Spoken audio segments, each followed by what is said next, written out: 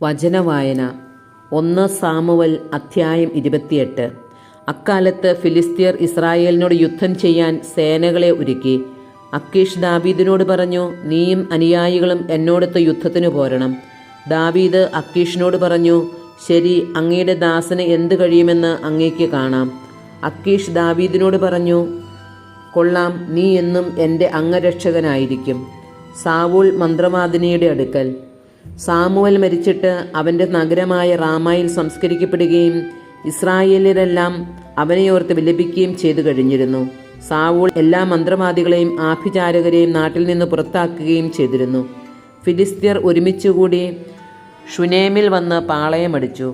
സാവൂൾ ഇസ്രായേല്യരെ എല്ലാവരെയും സംഘടിപ്പിച്ച് ഗിൽബോവായിലും പാളയമടിച്ചു. സാവൂൾ ഫിലിസ്ത്യരുടെ പട്ടാളത്തെ കണ്ട് ഭയപ്പെട്ടു. മനസ്സ് അത്യധികം ഇളകിവശായി. അവൻ കർത്താവിനോട് ആരാഞ്ഞു. പക്ഷേ കർത്താവ് സ്വപ്നത്തിലൂടെയോ ഉറീമിലൂടെയോ പ്രവാചകന്മാരിലൂടെയോ ഉത്തരം നൽകിയില്ല. അപ്പോൾ സാവൂൾ ഭൃത്യന്മാരോട് പറഞ്ഞു, ഒരു മന്ത്രവാദിനിയെ അന്വേഷിക്കുക. ഞാൻ അവളുടെ ഉപദേശം തേടട്ടെ.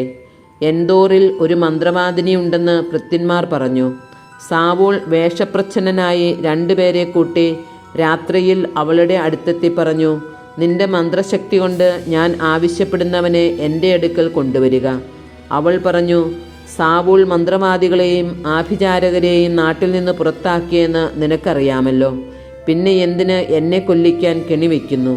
ഇക്കാര്യത്തിൽ ഒരു ശിക്ഷയും നിനക്കുണ്ടാവുകയില്ലെന്ന് സാവൂൾ കർത്താവിൻ്റെ നാമത്തിൽ ആണയിട്ട് അവളോട് പറഞ്ഞു. അവൾ ചോദിച്ചു, ഞാൻ ആരെയാണ് വരുത്തിത്തരേണ്ടത്? സാമുവലിനെ വരുത്താൻ അവൻ ആവശ്യപ്പെട്ടു. സാമുവലിനെ കണ്ടപ്പോൾ അവൾ ഉച്ചത്തിൽ നിലവിളിച്ചുകൊണ്ട് സാവൂളിനോട് ചോദിച്ചു, എന്തിനാണ് എന്നെ കബളിപ്പിച്ചത്? അങ്ങ് സാവൂളല്ലേ? രാജാവ് അവളോട് പറഞ്ഞു, ഭയപ്പെടേണ്ട, നീ എന്താണ് കാണുന്നത്? അവൾ പറഞ്ഞു, ഒരു ദേവൻ ഭൂമിയിൽ നിന്ന് കയറി വരുന്നതായി ഞാൻ കാണുന്നു. അവൻ വീണ്ടും ചോദിച്ചു, അവൻ്റെ രൂപം എങ്ങനെ? അവൾ പറഞ്ഞു, ഒരു വൃദ്ധനാണ് കയറി വരുന്നത്. അങ്കി ധരിച്ചിരിക്കുന്നു.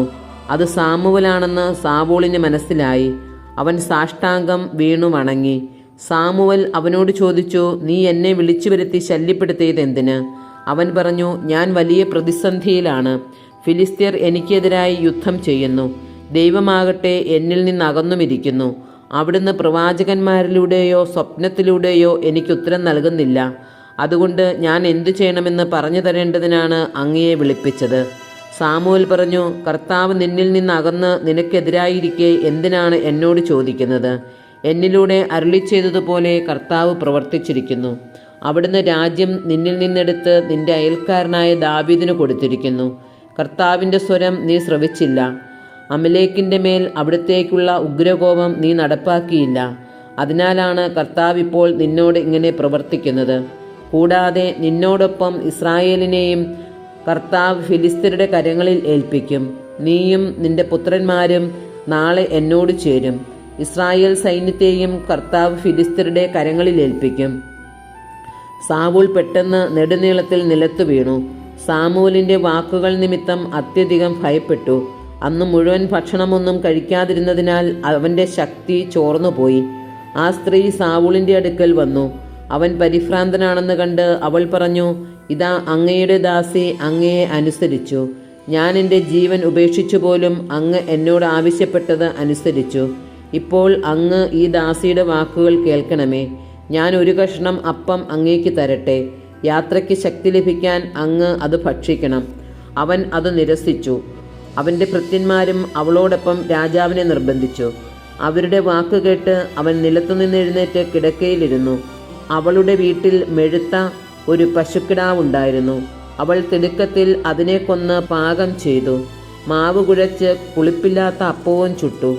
അവൾ അത് സാവൂളിനും ഭൃത്യന്മാർക്കും വിളമ്പി. അവർ ഭക്ഷിച്ചു. ആ രാത്രിയിൽ തന്നെ അവർ തിരിച്ചുപോയി.